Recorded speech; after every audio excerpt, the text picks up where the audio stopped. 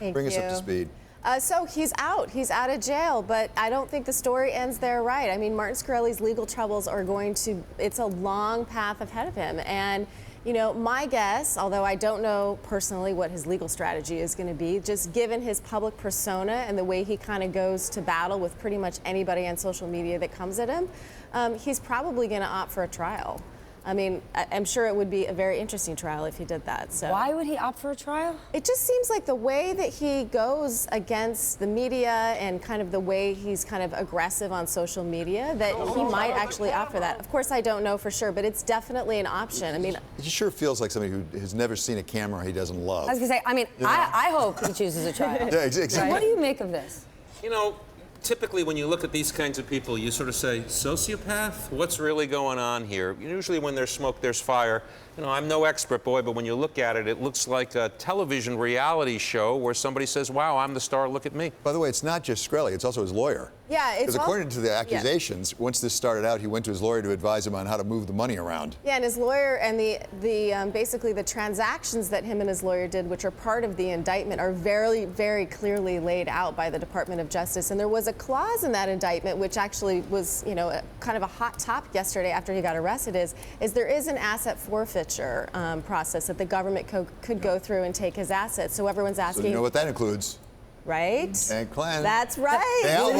David, Wu-Tang Clan, the old dirty bastard, is back again. ODB is back. Secondary market, David, is that what's really going on? David is a huge ODB fan. fan. Yeah, there huge. you go. Yeah. It's on my playlist. More is RZA, but you know. So I mean, you could potentially, you know, if that happened, you know, it could go up for auction again, David. So there you go. So Corey? Well, the value of that asset's unclear, right? Because that asset is contractually only for one person. So can it actually go to a second person? And would Wu-Tang change their rules around that? Oh, hold on. We got to get back to business. Listen, I could talk Wu-Tang all day long. I mentioned this yesterday, but I think about it even more.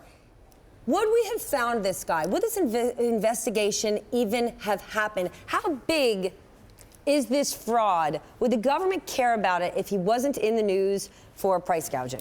I think the public wouldn't care about it if he wasn't in the news for price gouging, but the investigation predated the price gouging. But you know how strapped they are in terms of the prosecutor's office, in terms of resources.